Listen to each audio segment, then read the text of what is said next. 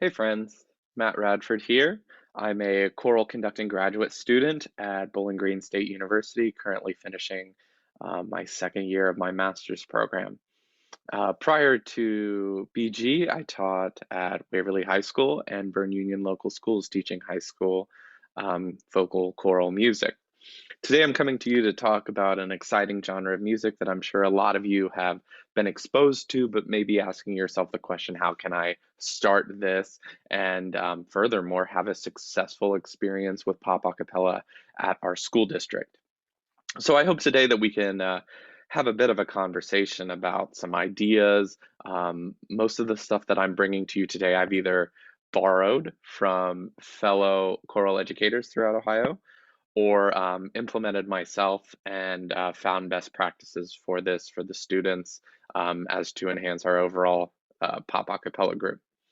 So to get started, we're just going to talk for a brief moment about a cappella music. And we often think of a cappella music as being some sort of like a Renaissance madrigal. You know, there's polyphonic parts of it, there's concerted voices, all of the great things that we learned in music history in our choral literature classes. I like to think of pop a cappella in a contemporary sense as taking the ideas from the Renaissance and the Baroque period. Um, a lot of our charts in contemporary a cappella um, have these polyphonic sections and are rarely strictly homophonic in the way we think of hymns. Um, so it's really cool to implement and to have music by Taylor Swift and Bruno Mars and so many pop artists, country artists, and it takes these classical ideas and puts a twist on it to give it a modern classical sense.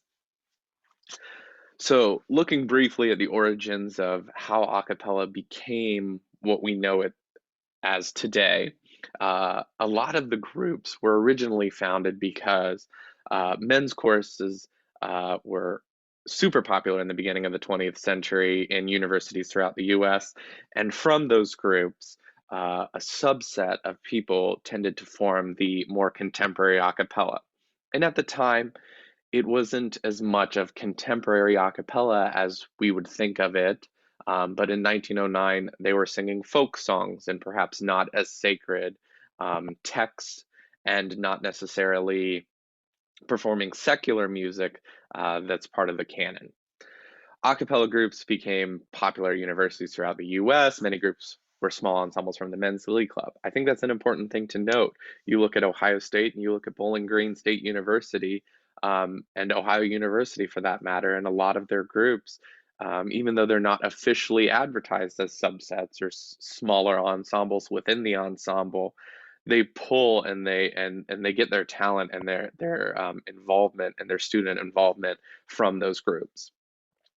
Uh, Luckily for us in the state of Ohio, we had a high school a cappella group that was able to compete on the sing off at Kettering Fairmont. Brody McDonald's group, 11th Hour, was the first high school group. But NBC's The Sing Off brought kind of this new light to this genre that for many of us we had already known about and been exposed to. But this gave it that mainstream pop commercial look. And then as a result, you see so many groups uh, taking off from the experiences that were happening on the sing off. Now, let's say we're feeling inspired. We want to go and we want to start this tomorrow. You might be watching this in the summer, so we might not be starting it tomorrow, but this is a great time to start talking to the admins. So, how do we introduce this concept? I think some of the very important things to note is the educational benefit that will come from this. If you look at pop a cappella charts, at a bare minimum, you're looking 3 to 4 parts, all the way up to 8 parts, 12 parts. I mean, the possibilities are endless in that regard. But you're encouraging these students and you're teaching these students to sing a cappella without instruments. That's a very easy thing for an administrator who doesn't have prior musical background to grasp and comprehend. That was one of the big selling points that I had to a lot of the community members at Waverly is sometimes a cappella gets the rep of it's not real choral music, which I think it's kind of the opposite. I think it's choral music, um, but in a different way. And in that way, in a challenging way. So by diversifying our vocal curriculum, you're exposing your students to so much more. And we know this as educators. We want our students to be able to sing classical, to sing choral, to sing musical theater, to sing pop, and whatever genre they want to tackle on their own time. So this would be a really great thing to introduce and say, hey, we're going to be able to diversify the curriculum. We're going to be able to draw more students into our program. I would love for there to be a study done. There are studies done all the time about technology in the music curriculum and in the music classroom. But to see how pop a cappella specifically affects its enrollment, most of the friends I've had that have started groups say their enrollment in choirs tend to go up, and that's the curricular choirs, not the a cappella ensembles. So lots of great ideas there to maybe start our conversation. Arrangements. We have the admin, they're on board. Woo! It was the easiest fight we've ever had. And now we're talking and we're asking ourselves, how do we get the arrangements? How do we make this a thing? Well, there's a big question to ask ourselves, stock versus custom. Do we want to get something that's been published from Alfred Publishing and is on Stanton's or J.W. Pepper? Do we want something that's a private a cappella arranger? And that question is kind of up to you. In my experience, you'll pay similarly um, until you start finding those custom arrangers that are arranging for professional groups and on a bigger scale. Then you're going to start to pay a bit more money. But Stanton's and J.W. Pepper have contemporary a cappella categories on their website, and that's a really cool thing for us to see as music educators. Sheet Music Plus also has a contemporary a cappella portal, which includes professional and amateur arrangements. Um, Sheet Music Plus is a great website, but I think as music educators, we have to use a bit more of our um, judgment as to what is and is not an appropriate arrangement for our groups to do. Obviously, Stanton's and J.W. Pepper is they're targeting their audience. They know the people that are going to be buying. So they're going to be buying, or they're going to be arrangements that are very accessible to large groups of people. That may not be found on sheetmusicplus.com. You may have harder arrangements. You may have arrangements that have been originally performed by other people, and now the arranger just wants to grab a little extra cash. There could be a plethora of possibilities. Um, my biggest advice is get in contact with arrangers. And I will provide a page of arrangers in the area. And the great thing that COVID taught us is a lot of this stuff can be done virtually. So it's not going to be as hard to get in contact with people in California or in Florida or wherever they happen to be to arrange for you to edit your tracks you record into mix.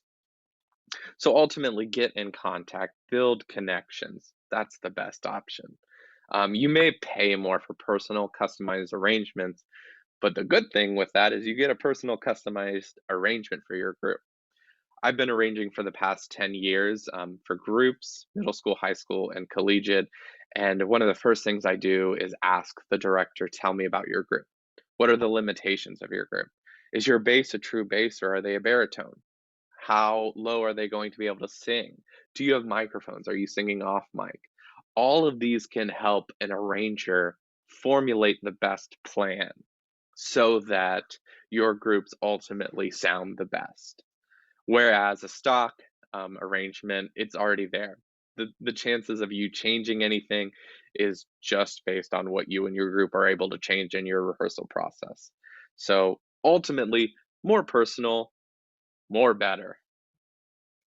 So some of the arrangers that I have worked with in the past, and some I haven't worked with, but I've seen their work and highly respect their work, are listed on this page. As I said, I do arrange. I am always taking new groups. I do tend to offer a bit of a quick turnaround, typically 1 to 2 weeks. Shameless plug. But all of these arrangers on the screen are wonderful. Brian Sharp and Alex Fan, both Ohio-based, both are published a cappella arrangers, which is great. On the left side are some arrangers that might end up costing just a bit more, but you get a better product in the long run. What do you want out of an arrangement? This is the big question. Is it an ICCA chart? Is it a competition chart? Is it a festival chart? Is it a high school fall concert chart? Those are some preliminary questions you can ask yourself even without the group. I think in order to pick a song and to pick an arrangement and to dive into that arrangement, the question I always ask myself is, who's gonna solo? I take the reverse approach. Typically in choirs, what I see is either the choir learns the solo line altogether, or the choir director encourages people that are interested to learn the solo line outside of class and to come in and audition. I typically go the opposite route, and when I start an arrangement for a group, I like to know who is or who is the soloist, so we can really emphasize their strengths and avoid their weaknesses. Um, and that's a really great thing, and has proven to be a worthwhile part of arranging for me. Something I think you should definitely ask every arranger that you want to work with one on one is, can I see a sample of your work and do you have a recording of that? I think most arrangers now will be able to provide that for you. 10, 20 years ago, who knows?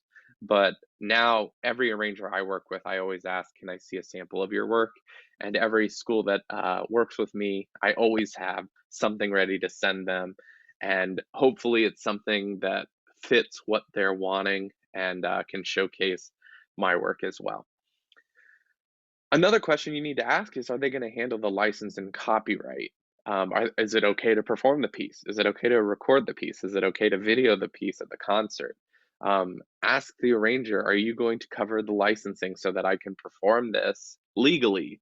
Um, and if they do, that's great. And if they don't, then it may be an additional step for you. I know a lot of arrangers that do handle that, and I know a few that don't. Price range, this is kind of, again, based on what is the best move for you financially in your school district.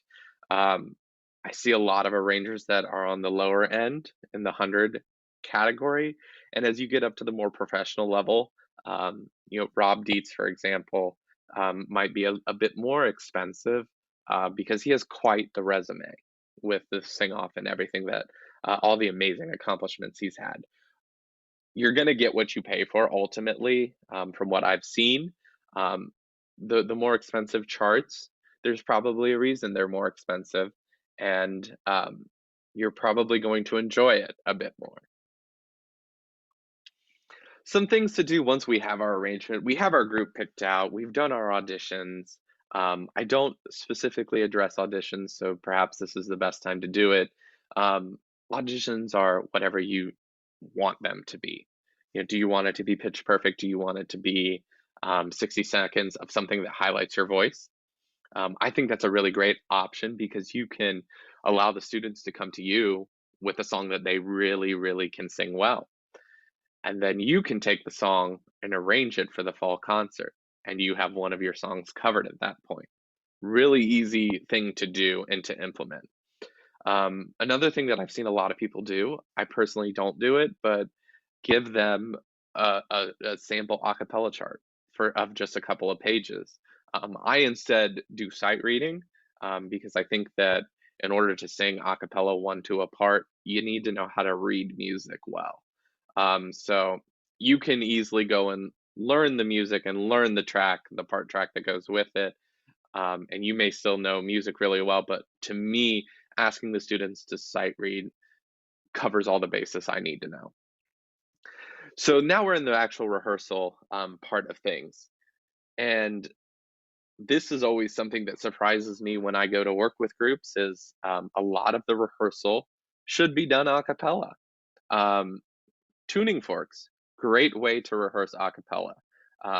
It strengthens the students' um, awareness of intervals and ability to find starting pitches and to ability to navigate them back onto their vocal line. So tuning forks is a great thing to use in a rehearsal setting. Um, Use the piano though when you need it. If someone is just struggling, obviously use it. But I would encourage you to do as much of your rehearsal a cappella as you can. Be demanding, start strict. We know this as teachers. We have to start strict. And then we can loosen the reins. We can't go the opposite route. It's not as effective. Um, but start with those expectations. The students learn the music at home. We come to rehearsal to rehearse.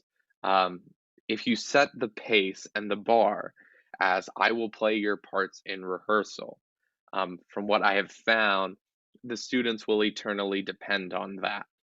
And it makes it more challenging to break away from the piano and to sing the piece entirely a cappella, and then furthermore to add it on mics, which is a whole different ball game.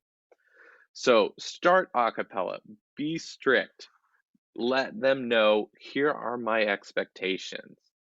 And furthermore, let's set the expectations as a group. That can be a really great way to get the students immediately invested. There's an old saying in a cappella that I've heard that is, you don't have to be friends, but it helps. And it's the most vague and ambiguous thing, but it does make a lot of sense to me. If the group is invested and if the group is part of a team, they're going to work so much better together. And we know that as human nature. As you get into your rehearsal, you might be thinking to yourself, what formation am I going to do and how am I going to get this accomplished? I'm going to check my time real quick just to make sure I'm not going over. Um, Perfect. All right, back to your regularly scheduled program. So formations, as we get into that, think about where you want them to stand. Who do they need to be next to? And one thing I often refer to as exit buddies from Finding Nemo. Within the music, we have that kind of concerted paired voicing effect a lot within a cappella music. So finding your exit buddy and the person that sings a similar part to you and matching and blending and aligning vowels, aligning cutoffs, everything that we know to do. A very important thing for us to do. Another formation I like to do is singing in a circle. If you look down to the third to last bullet point, it says dynamic circle. This is one of my favorite ways to rehearse. You get the students in a circle, and you instruct the students that they are not allowed to stand still. And as they move closer to the middle of the circle, they decrescendo. As they move further apart, they crescendo. And that can show phrase design, phrase growth, phrase rise and fall, because you're instructing the students to not stand still. So when they get to a long note, what are they going to inevitably have to do? They're going to have to take some steps backwards, which gives the rest of the group that spatial awareness of where they are with the sound in their instrument in comparison to everyone else in the room. So dynamic circles not only covers dynamics, it can cover phrasing, it can cover breaths. Within the dynamic circle, snap all of your releases, snap your breaths. It's a really easy way for the students to continually move and to not sprout roots. Pencils and highlighters are an obvious thing, but multicolored highlighters are the bomb.com, and I always had those on my piano, and the students loved being able to highlight different colors in their score. We're taught as educators to do score studies. I don't think there's any harm in teaching the students how to study a score as well. The importance of the mirror. If there's a mirror in your classroom, buddy, I hope you're using it, because that is a great way to get your stage presence to the next level. If the students are watching themselves, they're going to start to identify what looks natural and what looks good and what looks a little uncomfortable. Excuse me. And then hopefully, as a result, your students will have a more productive rehearsal and a more visually engaging concert. Understanding the role of your role in the group, and that is to say, what instrument are you? And there's a sample to "Woman Like Me," and if you're interested in hearing that, you can go onto YouTube and search WHS Polarity and find "Woman Like Me." Um, In that recording, there are a lot of different things happening, and we use a lot of special effects to meet those goals. But within it, you'll hear those 808 low bass sounds, as well as high auto tuned kind of melodic material. Making sure the students understand that is super important because if you're going to professionally record it, you're going to have the help of Hollywood. And when you go to perform it live, there's going to be a noticeable gap and a noticeable difference between the live and the recorded. And you might not have the plugins at your disposal to make all of that happen in a live sense. So you have to make sure the students understand their role in the group.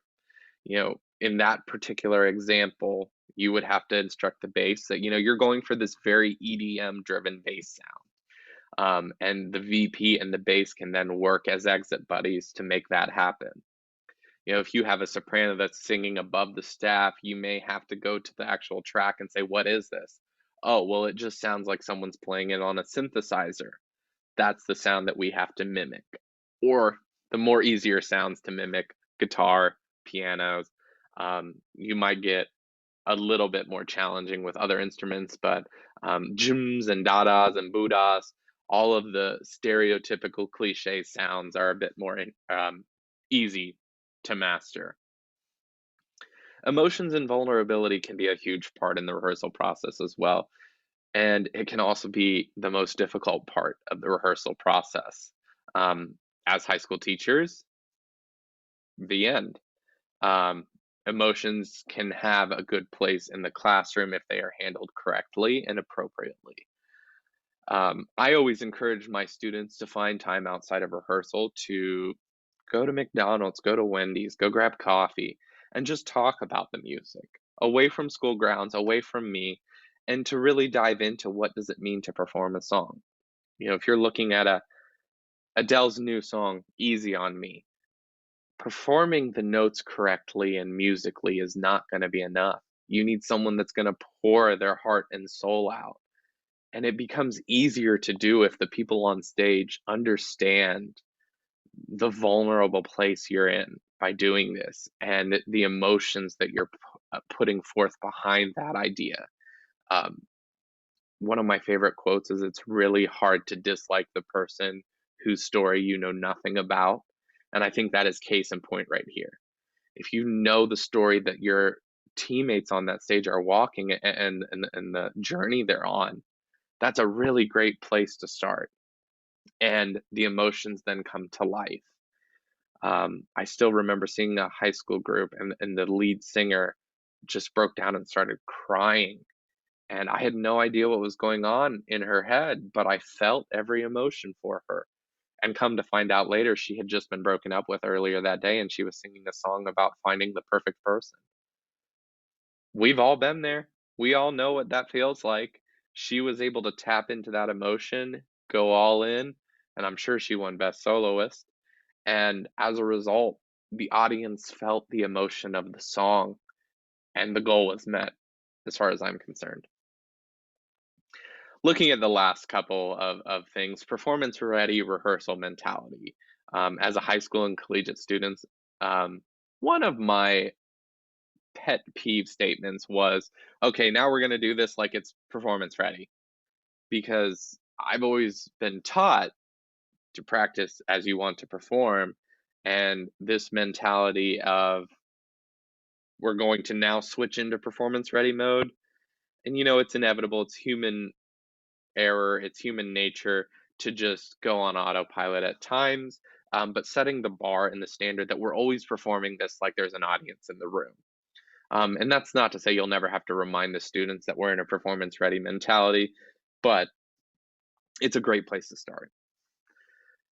The biggest thing that you can do if you're thinking of starting a group, or if you're just looking at new tips and tricks to take from this, is understand the students are artists too.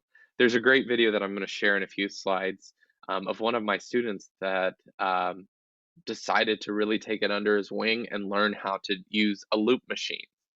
And that suddenly became a part of our act in the a cappella group.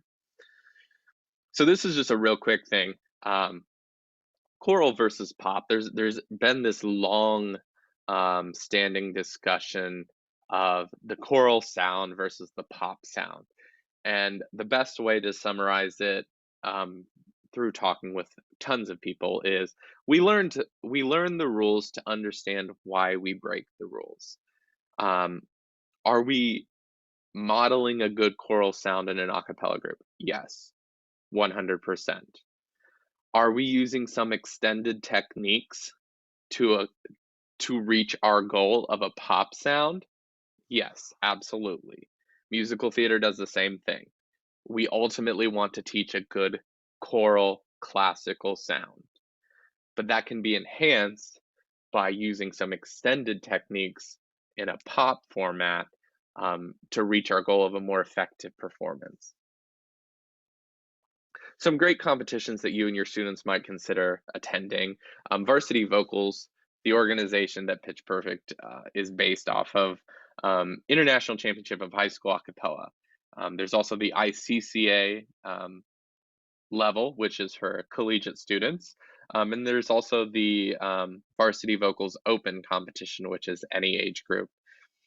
In addition, a separate competition, Harmony Sweepstakes National Acapella Competition, was created in the late 70s or early 80s, I believe, as a way to find the best a cappella group that year. And at one point, it was compared to the Super Bowl of a cappella, with varsity vocals coming around. I'm not sure if that title still holds true, but it is still a very actively participated competition. And for us in Ohio, we're lucky because we can either go to the Midwest in Chicago or the East Coast, which is typically held in Boston. So beyond that, if you win at the semifinals competition, you get an all expenses paid trip to California to compete at Harmony Sweepstakes Nationals.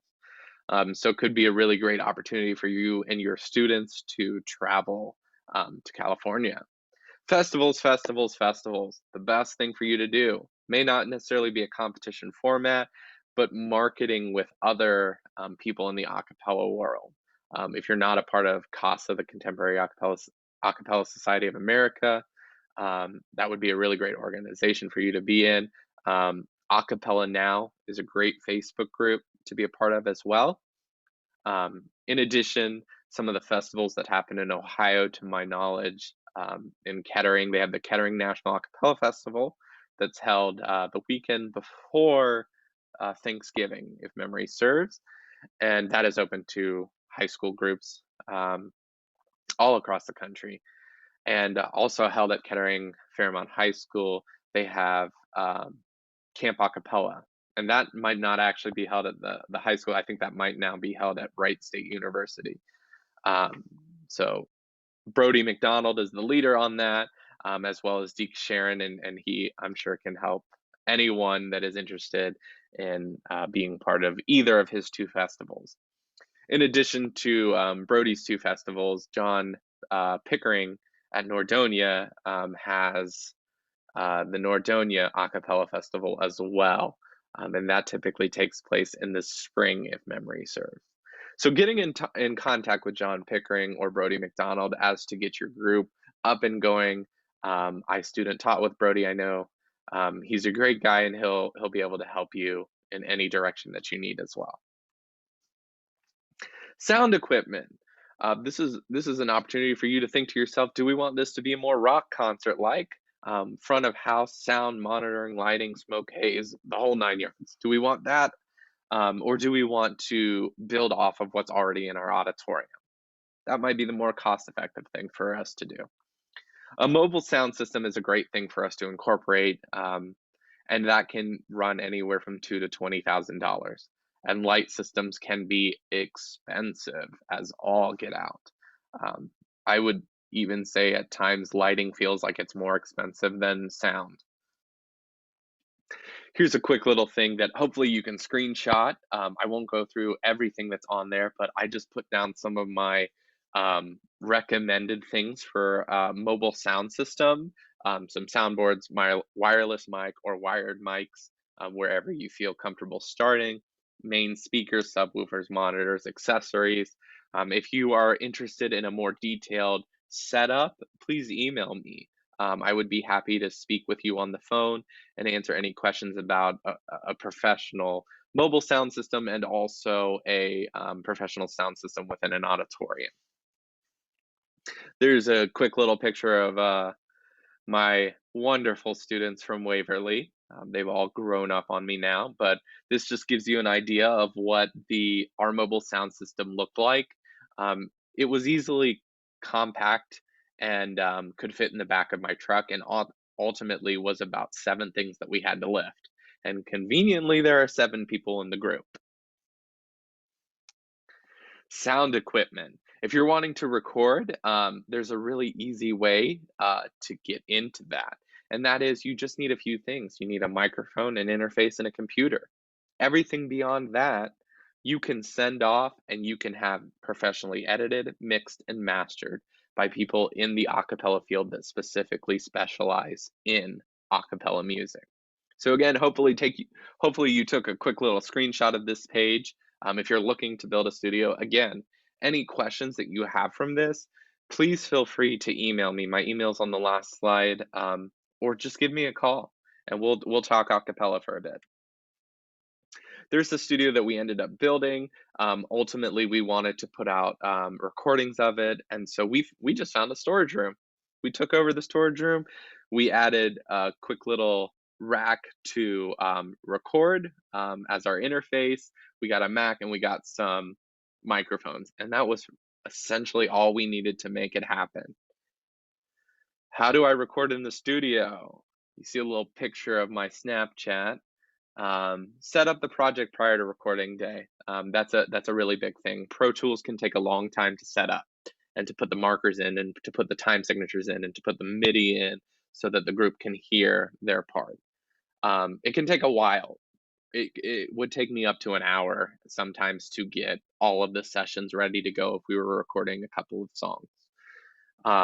I recommend recording one on a time or one on a part, one at a time, and punch record 4 measures. That means they sing a 4 measure phrase, you never hear them breathe, and then you click end to the record. The editors will be able to fix that and make it sound like it flows naturally.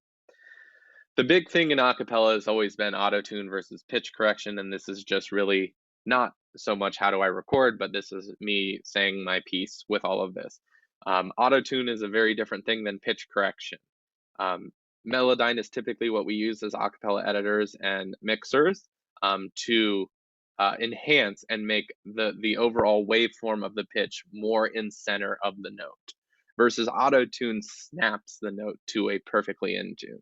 And it's very easy to hear the difference, and hopefully that is something that you can help me in destigmatizing auto-tune versus pitch correction.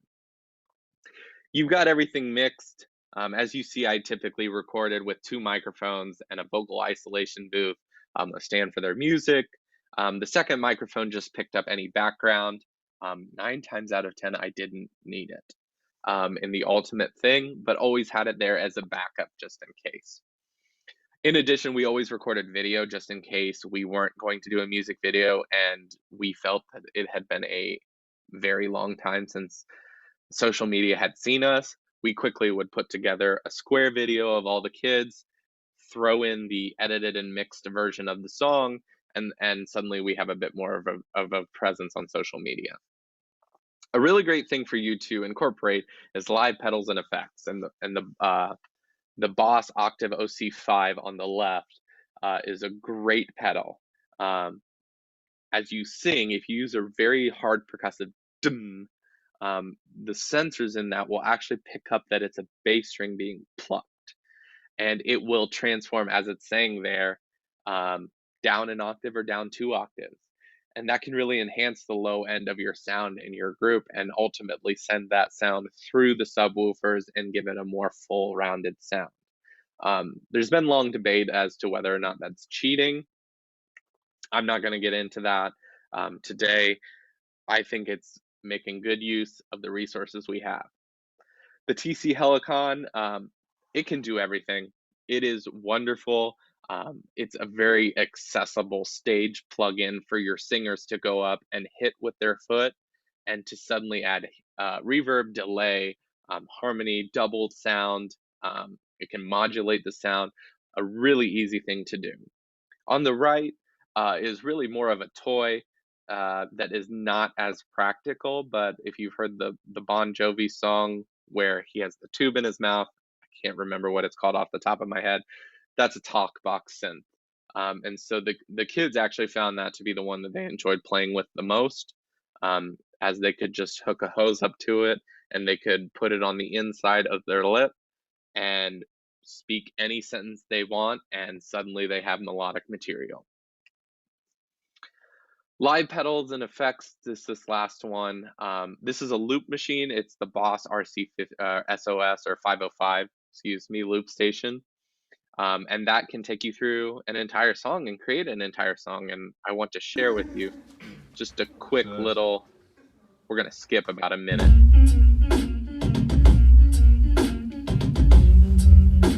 So he laid down the original beat, laid down the counter melody in the background. Now he's adding harmonies onto that.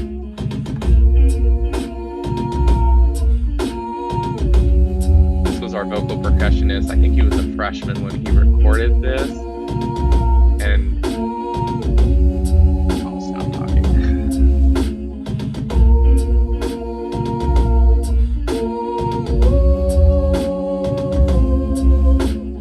First things first, I'ma say the words inside my head. And the really great thing about that is it has pitch modulation in there as well. So even he being a tenor and a young tenor, he was able to sing those bass notes. And just allowing the students to be artists and to go into that recording studio, to trust them and to say, yeah, sure, go ahead and hook up that piece of equipment, have some fun. An hour you come back and you see this in your room and you suddenly think, all right, we have this in the show now. Music videos, step by steps. I'm going to encourage you because I'm getting to the end of my time to take a picture of this. And if you have any specific questions about music videos, please contact me and I would be happy to walk you through those. You can see all of my music videos online at WHS Polarity on YouTube. And also all of our music is on Spotify and Apple Music. The final thing that I kind of want to talk about is how do we afford all of this stuff? And the school activity accounts can help. Fundraising is a really big thing. Also asking for gig donations.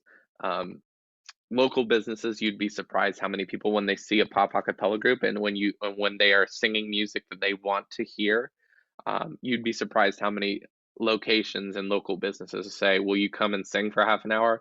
We'll feed you and pay you a few $100."